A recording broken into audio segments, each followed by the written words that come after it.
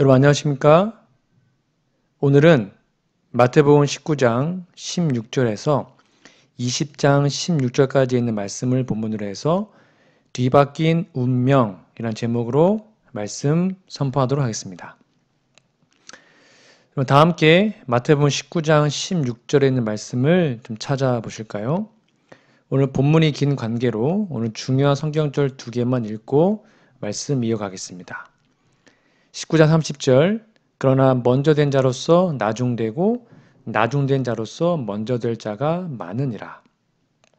마태복음 20장 16절입니다.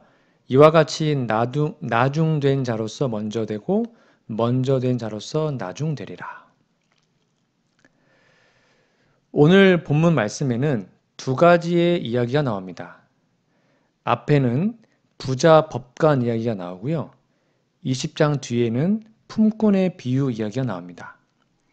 다시 말하면 그러나 먼저 된 자로서 나중되고 나중된 자로서 먼저 될 자가 많으니라 라는 말씀은 부자 법관의 이야기와 품꾼의 비유를 이어주는 다리의 역할을 하는 성경절이라고 이해하시면 됩니다. 어느 날 부자 법관이 예수님을 찾아왔죠. 아주 중요한 질문을 합니다. 마태복음 19장 16절입니다. 어떤 사람이 주께 와서 가로되 선생님이여 내가 무슨 선한 일을 하여야 영생을 얻으리이까? 그때 예수님의 대답은 니고데모에게 했던 오직 믿음으로 구원을 받는다 라고 말씀하지 않으셨어요. 다음 말씀은 예수님이 니고데모에게 구원의 방법을 알려주신 말씀이거든요. 모세가 광야에서 뱀을 든 것 같이 인자도 들려야 하리니 이는 저를 믿는 자마다 영생을 얻게 하려 하심이니라. 하나님이 세상을 이처럼 사랑하사 독생자를 주셨으니 이는 저를 믿는 자마다 멸망치 않고 영생을 얻게 하려 하심이니라. 예수님은 분명히 니고데모에게는 예수님을 믿으면 구원을 받는다라고 말씀하셨어요. 근데 예수님은 오히려 더 율법주의 같은 말씀으로 부자 법관에게는 좀 다른 느낌의 말씀을 하셨습니다. 마태복음 19장 17절입니다. 예수께서 가라사대 어찌하여 선한 일을 내게 묻느냐? 선한 이는 오직 한 분이시니라. 네가 생명에 들어가려면 계명들을 지키라 라고 말씀하십니다. 왜 예수님은 부자 법관에게 계명을 지켜야 구원받는다라고 대답했을까요? 여기에 나오는 부자 법관은 자신이 율법을 매우 잘 지키는 사람이라고 생각했습니다. 그러나 우리가 다 잘 알다시피 부자 법관은 하나님과 이웃보다 물질을 더 사랑하는 우상 숭배자였습니다. 예수님은 부자 법관에게 소유를 다 팔아 가난한 자에게 주고 자신을 쫓는 것이 율법을 지키는 것이라고 말씀했지만 부자 법관은 결국 재물이 많음으로 근심하여 돌아갔습니다. 구원의 예수, 구주를 앞에 두고도 재물의 눈이 어두워진 이 부자 법관은 영생을 잃어버린 비참한 사람이 된 거죠.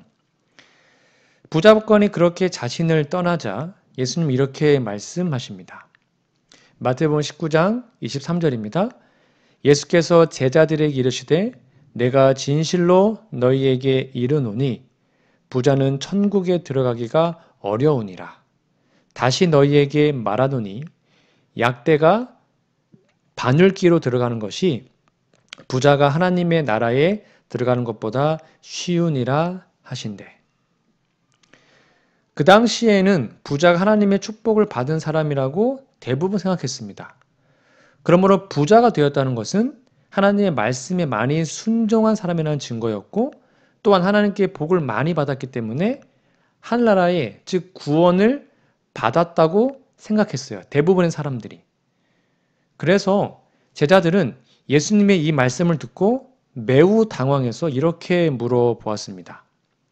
제자들이 듣고 심히 놀라 가로되 그런즉 누가 구원을 얻을 수 있으리이까? 그렇게 축복 많이 받은 부자도 구원 못 받으면 그럼 우리는 어떡합니까? 라고 물어본 거예요. 이 말씀의 진짜 의미는 그럼 도대체 얼마나 더 의롭게 돼야 하늘에 갈 수 있냐는 뜻입니다. 즉 제자들이 보기에는 자신들은 부자 복감보다 더 의로워질 수가 없을 것처럼 보였거든요. 그러자 예수님은 이렇게 말씀하십니다. 예수께서 저희를 보시며 가라사대 사람으로는 할 수 없으되 하나님으로서는 다 할 수 있느니라. 예수님의 말씀에 용기를 얻은 베드로는 이렇게 예수님께 다시 한번 물어봅니다. 예수님, 그러면 베드로가 대답하여 가로되 보소서 우리가 모든 것을 버리고 주를 쫓아싸우니 그런즉 우리가 무엇을 얻으리까? 이 말은 자신들은 분명하게 부자 법관과 다르다. 그것을 강조한 것입니다. 베드로는 자신의 재산이 많든 적든 예수님을 따르기 위해서 모든 것을 버렸죠. 그거 맞는 말입니다. 왜냐하면 베드로는 부자 법관이 자신의 모든 것을 버리지 못하여 영생을 잃어버렸다는 것을 알았기 때문이죠. 그때 예수님 이렇게 대답하십니다. 마태복음 19장 29절입니다. 또 내 이름을 위하여 집이나 형제나 자매나 부모나 자식이나 전토를 벌인 자마다 여러 배를 받고 또 영생을 상속하리라. 이 말의 의미는 하나님을 언제나 최우선으로 첫째로 삼고 살라는 거죠. 왜냐하면 하나님보다 더 사랑하는 것이 있다면 그것이 바로 분명히 우상이기 때문입니다. 그런데 예수님은 이 말씀 뒤에 아주 의미심장한 말씀을 하십니다. 이 말씀이 오늘 본문의 핵심입니다. 30절 그러나 먼저 된 자로서 나중되고 나중된 자로서 먼저 될 자가 많으니라. 이 말씀의 의미가 무엇일까요? 이 말씀의 의미는 너희들 제자들이 지금 겉보기에는 모든 것을 버리고 예수님을 쫓았다라고 할지라도 안심하지 말라는 거예요. 이 말씀은 혹시 운명이 뒤바뀔 수도 있으니 정말로 주의하라는 뜻입니다. 왜냐하면요, 이 말씀에서 먼저 된 자와 나중된 자가 뒤바뀐다는 것은 1등과 2등이 바뀐다는 것이 아니고요. 구원과 멸망이 뒤바뀐다는 뜻입니다. 그리고 이렇게 뒤바뀐 운명을 비유로 설명한 것이 바로 마태복음 20장에 나오는 품꾼의 비유입니다. 마태복음 20장 1절에 보니까 천국이 뭔지를 설명합니다. 천국은 마치 품꾼을 얻어 포도원에 들여보내려고 이른 아침에 나간 집 주인과 같으니 천국이 뭐래요? 집 주인이 천국이래요. 천국은 한마디로 집 주인과 같습니다. 그래서 천국을 얻으려면 집 주인이 어떠한 분인지를 잘 알아야 합니다. 관계가 중요하다는 거죠. 포도원 주인은 이른 아침부터 품꾼을 얻으려고 애를 많이 썼습니다. 무려 하루에 5번이나 품꾼을 찾으러 나갔어요. 여러분 성경에 나온 유대 시간을 한국 시간으로 환산하려면 6을 더하면 됩니다. 20장 1절 이른 아침 이건 대략 새벽 6시 정도 된다고 합니다. 20장 3절 또 제3시에 3시는 6을 더하니까 오전 9시죠. 20장 5절에 보니까 제6시 정오 12시와 제9시 오후 3시에 나가서 또 품꾼을 맞이합니다. 20장 6절에 보니까요. 제11시 즉 오후 5시에도 나가서 사람을 찾아요. 그리고는 오후 6시에 하루 작업이 끝납니다. 어찌되었든 모든 일과를 다 마치고 청지기를 통해서 품삯을 지불하는 시간이 되었습니다. 그런데 천국으로 비유된 이 주인은 품삯을 아주 특이하게 줍니다. 그러니까 오전 6시부터 일찍 온 자, 먼저 온 자, 일을 많이 한 자부터 준 것이 아니라 희한하게 거꾸로 줍니다. 오후 5시에 온 사람, 즉 나중에 온 자들로부터 품삯을 먼저 주는 거예요. 여러분 작업 시간은 모두 동일하지 않고 달랐어요. 근데 이상하게도 품삯은 모두 동일하게 한 데나리온을 주었습니다. 그러니까 당연히 문제가 발생하죠. 우리가 알다시피 가장 일찍 와서 가장 많은 일을 했던 품꾼들이 불만을 터뜨리죠. 뭐라고 합니까? 20장 9절 제11시 즉 오후 5시에 온 자들이 와서 한 데나리온씩을 받거늘 먼저 온 자들이 와서 더 받을 줄 알았더니 저희도 한 데나리온씩 받은지라. 11절 받은 후 집주인을 원망하여 가로되 나중 온 이 사람들은 1시간만 일하였거늘 저희를 종일 수고와 더위를 견딘 우리와 같게 하였나이다. 주인이 그 중에 한 사람에게 대답하여 가로되 친구여 내가 너에게 잘못한 것이 없노라. 네가 나와 한 데나리온의 약속을 하지 아니하였느냐. 여러분 오전 6시부터 오후 6시까지 즉 12시간이나 열심히 일한 품꾼들의 행동과 불만에 좀 공감이 되십니까? 1시간밖에 일하지 않는 사람들에게도 후하게 한 데나리온을 줄 수 있는 능력을 가진 주인이라면 그럼 12시간이 있어요. 12시간. 그러면 뭐 보너스라도 좀 챙겨줘야 공평하지 않을까요? 그러나 천국으로 비유된 이 주인은 아주 냉혹한 말을 합니다. 20장 14절입니다. 네 것이나 가지고 가라. 나중 온 이 사람에게 너 먼저 온 너와 같이 주는 것이 내 뜻이다. 내 것을 가지고 내 뜻대로 할 것이 아니냐? 내가 즉 주인이 선함으로 네가 먼저 온 자가 나를 악하게 보느냐? 이와 같이 나중된 자로서 먼저 되고 먼저 된 자로서 나중 되리라.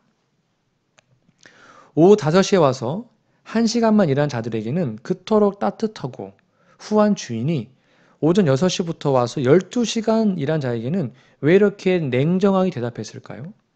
여러분 냉정하다 못해 좀 참혹하지 않습니까? 다시 말씀드리지만 먼저 될 자는 구원을 얻은 자들이고요. 나중 될 자는 멸망을 받는 자들입니다.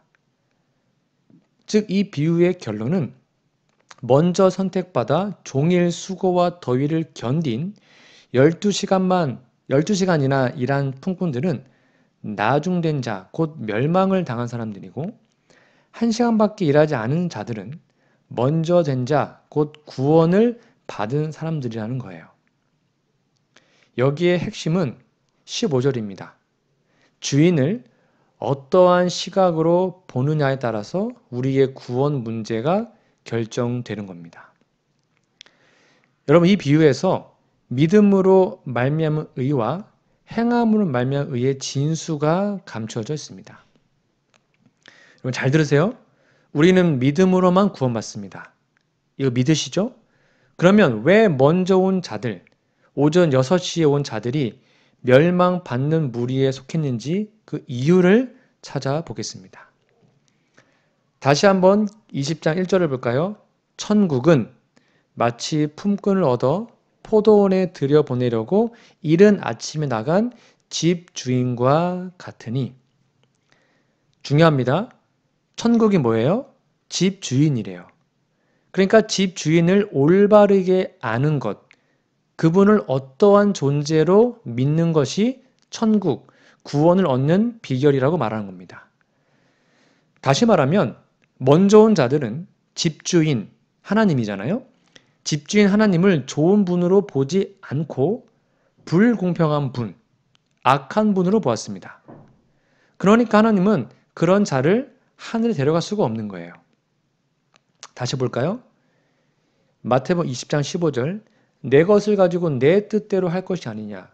내가 즉 하나님이 선함으로 네가 먼저 온 자가 하나님을 악하게 보느냐? 라고 말하는 거예요. 만일 이 비유에서 집주인이요.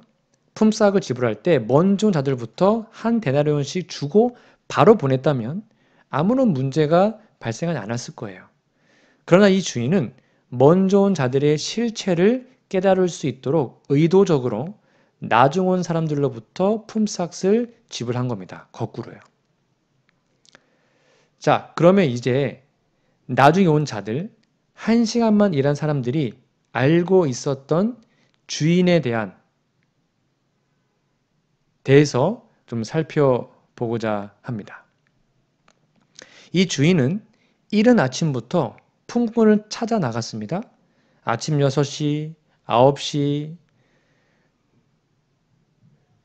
아침 일찍 구한 건 이해가 되잖아요. 근데 난 12시, 오후 3시, 오후 5시에 품꾼을 구했다? 여러분 이게 상식적으로 이해가 되십니까? 즉 이 주인은 일반적인 주인과 달라요. 주인이 품꾼을 구한 목적은 일을 시키기 위해서가 아니었습니다. 그들을 친구로서 만나고 품삯, 구원을 그냥 거저 주기 위함이었습니다. 여러분 이 사실을 꼭 기억하셔야 됩니다. 그래서 마태복음 20장 13절에는요. 주인이 그 중에 한 사람에게 대답하여 가로되 친구여 내가 너에게 잘못한 것이 없노라. 네가 나와 한 데나리온의 약속을 하지 아니하였느냐. 그러니까 주인은 그 품꾼을 그냥 종으로 본 것이 아닙니다. 친구로 봤습니다. 친구는 언약 관계에서 사용하는 단어라 그랬죠. 분명히 요한복음 15장 14절에는요. 너희가 나의 명하는 대로 행하면 곧 나의 친구라.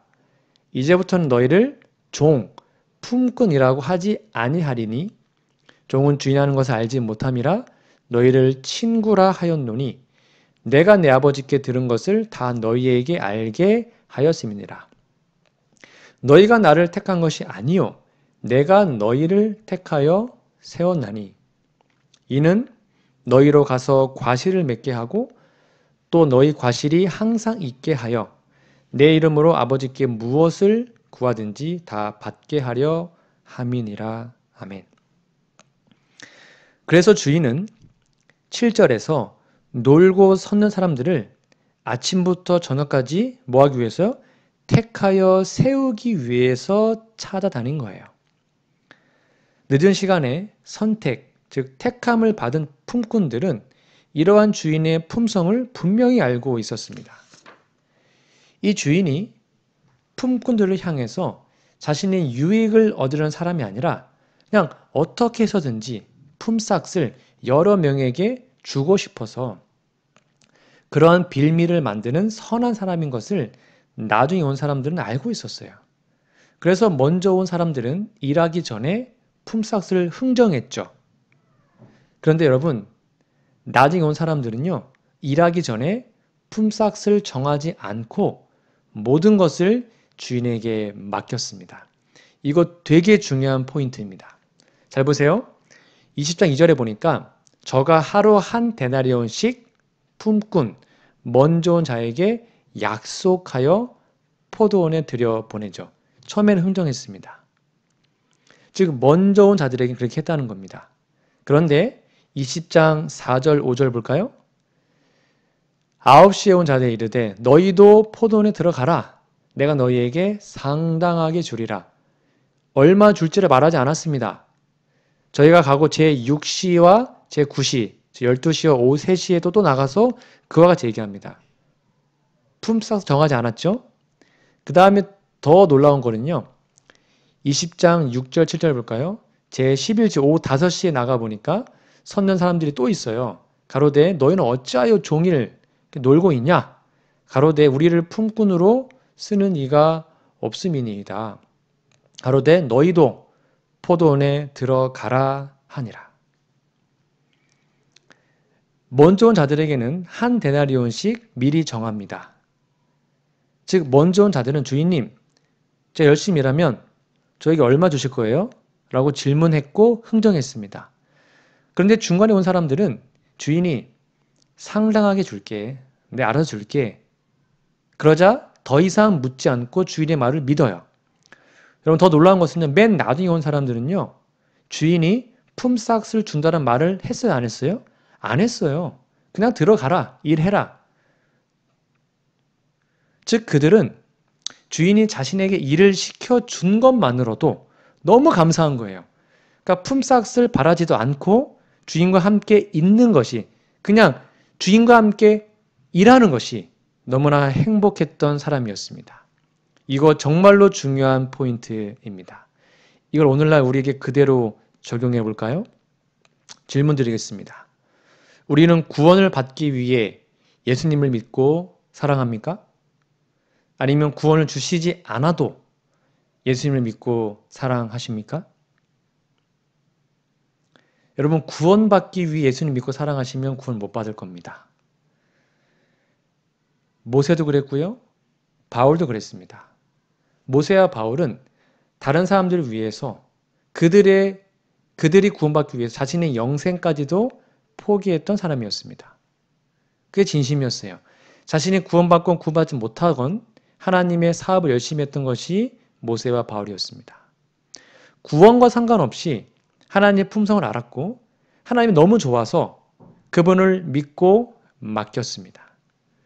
그래서 맨 나중에 온 사람들은 늦었지만 이런 좋은 주인을 만난 것이 너무나 감사했어요. 아, 내가 좀 더 일찍 왔으면 얼마나 좋았을까. 그런 생각하면서 자신에게 주어진 1시간 동안 정말 최선을 다해서 주인을 위해, 주인을 기쁘게 해주기 위해서 감사함으로 일했어요. 그들은 품삯 받기 위해 일하지 않았습니다.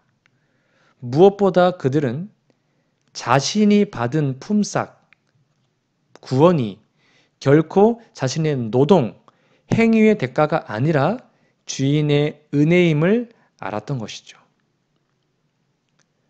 로마서 4장 4절 5절입니다. 일하는 자에게는 그 삭을 은혜로 여기지 아니하고 빚으로 여기거니와 일을 아니할지라도 경건치 아니한 자를 의롭다 하신 이를 믿는 자에게는 그의 믿음을 의로 여기시나니. 반면에 오전 6시에 와서 12시간 동안 일한 사람들은 이 주인이 자기를 이용해서 많은 유익을 보았다고 생각했습니다. 왜냐하면 1시간 일한 자보다 자신들은 무려 11시간이나 더 일을 했잖아요. 그들은 품삯을 받기 위해 하기 싫은 일을 하루 종일 수고와 더위를 견뎠습니다. 정말 하기 싫었어요. 돈 받으려고 견딘 거예요. 지겨웠지만 버틴 것입니다. 그래서 그들은 한 데나리오라는 품삯을 받았을 때 전혀 감사하지 않았어요. 왜요? 그들에게 품삯은 정당한 노동의 대가였기 때문입니다. 여러분, 이 비유에서 품삯은 영생과 구원을 의미하고요. 포도원에서 일하는 것은 하나님의 사업과 우리의 신앙생활을 의미합니다. 하지만 성경에서 말하는 하나님의 일이 무엇일까요? 여러분들이 하나님의 일을 한다고 말을 하는데 우리가 정말로 하나님의 일을 하는 게 무엇일까요? 요한복음 6장 28절입니다. 여러분 잘 보셔야 됩니다. 저희가 묻되 우리가 어떻게 하여야 하나님의 일을 하오리이까? 예수께서 대답하여 가라사대 하나님의 보내신 자를, 즉 예수님을 믿는 것이 하나님의 일이니라 하시니. 하나님 일이 뭐래요? 그분을 믿고 그분께 모든 걸 맡기고 그 사랑의 품성을 너무너무 사랑하는 것. 그게 하나님의 일이에요. 교회증언 9권 74페이지입니다. 단순한 믿음과 사랑으로 하나님을 위하여 일한 자들에게 주어지는 은혜의 보상은 축복이 될 것이다. 하나님께 대한 봉사의 가치는 활동에 쓰여진 시간의 길이에서보다는 거기에 바쳐지는 정신에 의하여 측정된다. 아무리 일 많이 해도 억지로 하면 아무 소용없다는 것입니다. 그러나 비록 일을 적게 할지라도 정말로 감사한 마음으로 하면 그게 하나님께 좋다는 거예요. 실물교훈 397페이지입니다. 하나님께서 가치 있게 보시는 것은 우리가 한 일의 양이나 눈에 보이는 결과가 아니라 그 일을 한 정신이다. 놀랍지 않습니까? 하나님은 우리가 어떻게 많은 일을 했느냐, 침례 몇 명 줬고 교회 몇 개 세웠고 헌금 얼마나 냈고 그것이 아니라 그것을 어떠한 마음으로 했느냐를 본다는 것입니다. 제가 종종 우리 친구들과 공부하다 보면 십자가의 우편 강도 이야기를 한편 강도 이야기를 많이 합니다. 여러분 십자가의 한편 강도가 구원받았잖아요. 뭐 한 일이 있습니까? 한 게 아무것도 없어요. 평생 죄짓다가 죽기 전에 예수님을 진심으로 믿었어요. 단순히 그분을 믿었습니다. 자신의 구원을 그분께 맡겼죠. 이 강도는 구원받았습니다. 종종 어떤 분 얘기합니다. 아, 정말 십자가 강도가 부럽습니다. 평생 그렇게 막 살다가 막판에 탁. 여러분, 십자가 강도가 부러우세요? 평생 자기 마음대로 살다가 죽기 전에 구원받는 게 부러우십니까? 그러면 지금 여러분이 하는 신앙은 억지로 하는 것입니다. 전혀 기쁜 것이 아니죠. 교회 나오고 봉사하고 먹을 거 가려 먹고 고기 못 먹고 술 담배 안 하고 남들보다 안식을 지키느라고 손해 많이 보고 그런 것이 억울한 것이죠. 지금 상태가 그렇다는 것입니다. 십자가 강도가 부러운 사람들은 지금 하고 있는 신앙생활이 너무 곤욕인 것입니다. 지금 우리는 태어날 때부터 하나님을 만났잖아요. 그분과 함께 하잖아요. 너무 감사하잖아요. 그것이 아니라 막 살고 싶고 막판에 딱 구원받고 싶다면 여러분 지금 신앙생활은 헛것이라니까요. 그 아무것도 아닌 것입니다. 그게 무엇이 의미 있습니까? 여러분 하나님께서는 일을 많이 하는 것보다 교회에 얼마나 오래 다녔냐 보다 어떤 정신으로 수고했느냐 그것을 더 중요하게 본다는 이 진리를 여러분 꼭 기억하시기 바랍니다. 물론 먼저 온 자들과 나중 온 자들이 일의 양은 당연히 차이가 납니다. 그러나 일의 양이 그다지 중요하지 않는 이유는 이 주인은 품꾼을 통해서 이익을 보려는 거래 관계가 아니었어요. 이 주인 돈이 너무 많았어요. 자신의 풍성한 재산을 그냥 베풀고 싶은 은혜로운 관계를 맺고 싶었다는 겁니다. 주인과 종의 관계가 아니라 생명을 나눈 친구로서 말이죠. 그러나 먼저 온 자들은 구원, 품삯이 자신들의 노동, 행위의 대가라고 생각했기 때문에 일을 하는 내내 기쁨과 감사가 전혀 없었어요. 억지로 했습니다. 버텼습니다. 왜요? 구원받으려고.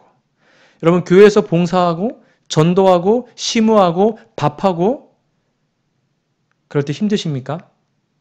억지로 버티십니까? 기쁘지 않으세요? 그럼 하지 마세요. 그거 의미 없어요. 구원받으려고 억지로 하지 마세요. 하나님 그거 원하지 않으십니다. 우리가 어떠한 정신으로 그 일을 했느냐를 더 중요하게 본다는 겁니다. 그래서 먼저 온 자들의 태도에는 수고와 더위를 견딘 자신들의 공로, 보상심리, 주인을 악하게 보는 시선, 나중에 온 자들에 대한 시기와 질투만 가득했어요.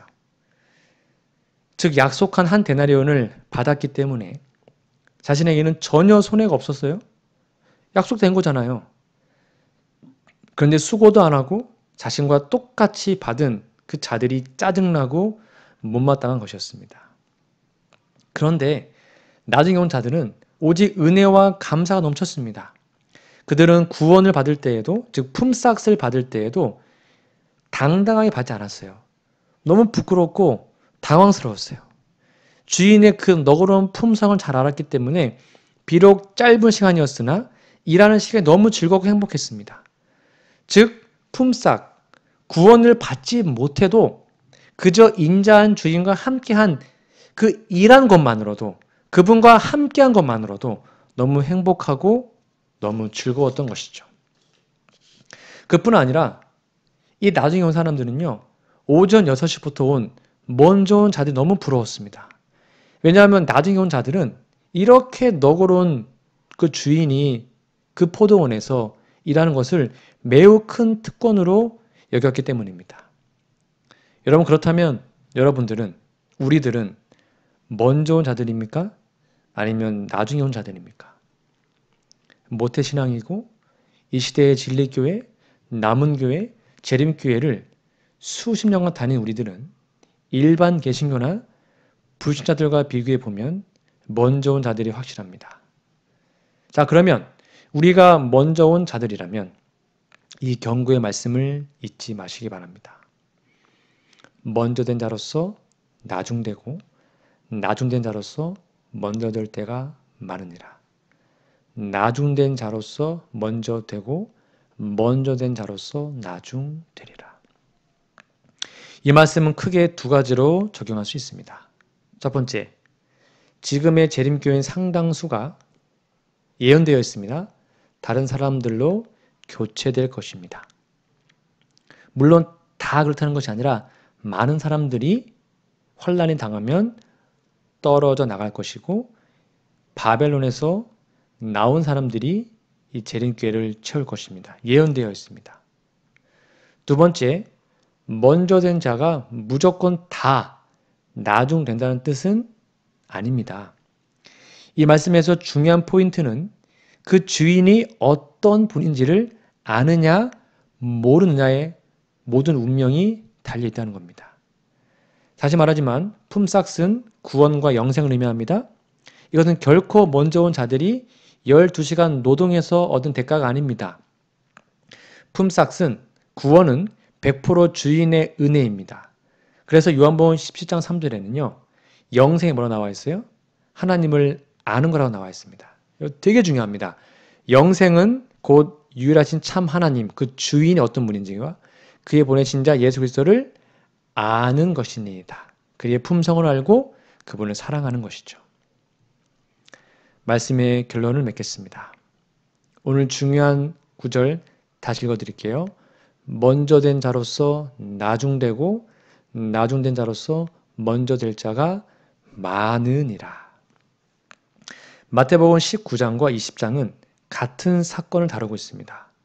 부자 법관이 구원을 받지 못한 것은 하나님과 이웃보다 더 사랑하는 재물을 버리지 못해서였습니다.